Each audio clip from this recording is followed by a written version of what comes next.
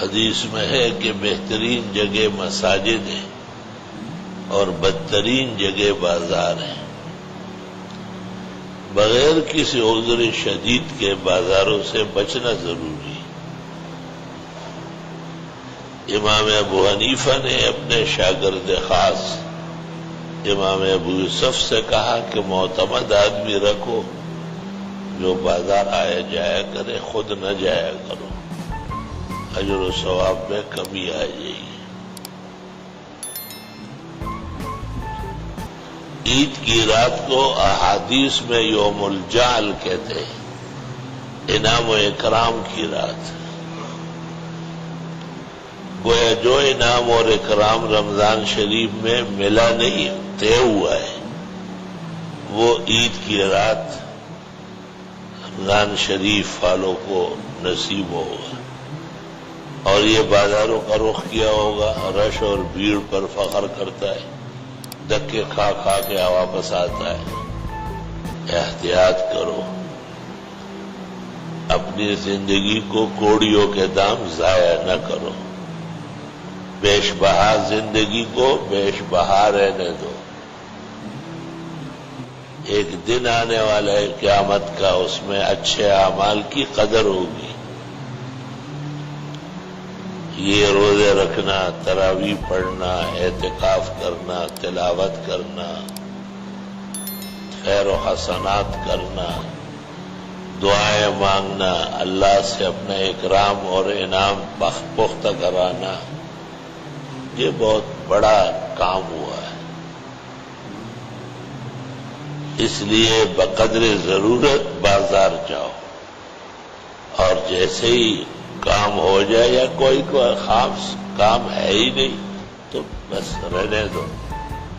اہل حق کو اور اہل خانہ کو، بال بچوں کو بھی یہ تعلیم دو تاکہ وہ بھی غلط اصرار نہ کرے. اگر وہ کرے بھی تو انہوں نے تو مسجد میں وقت نہیں گزارا، آپ نے گزارا. آپ اس وقت گزار دیں اور مکس مبارک دیر تک رہنے سہنے کا احترام بجا لاؤ.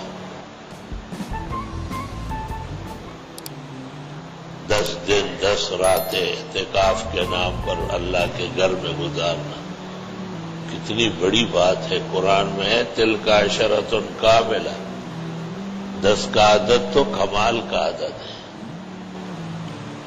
خداوند تعالیٰ نے 30واں روزہ بھی نصیب فرمایا.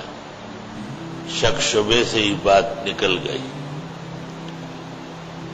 اس لیے ان مقدس گھڑیوں کا تلاوت کے ذریعے، دعاؤں کے ذریعے، اللہ سے مانگنے کے ذریعے احترام کیا جائے.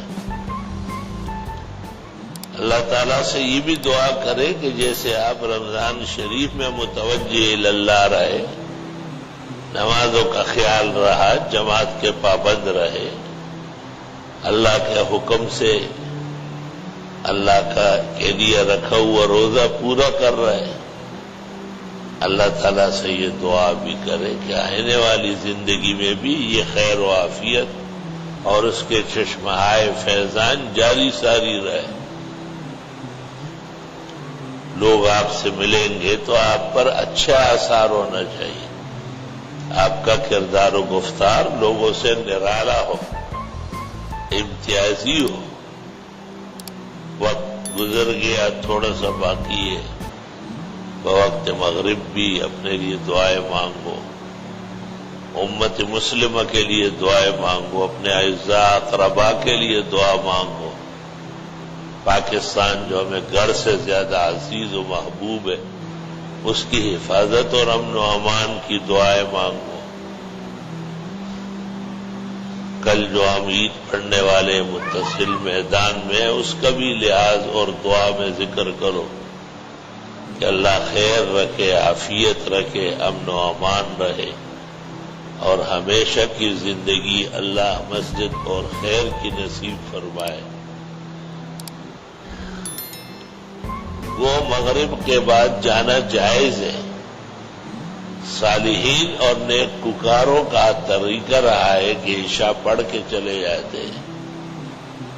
کوئی عذر نہ ہو اور سختی زیادہ جانا ضروری نہ ہو تو ایسے ہی کر لو، تاکہ اور وقت اللہ سے مانگنے کا، شکر کرنے کا، ذکر کرنے کا، دعاؤں کا اور نصیب ہو جائے۔ الحمدللہ رب العالمین۔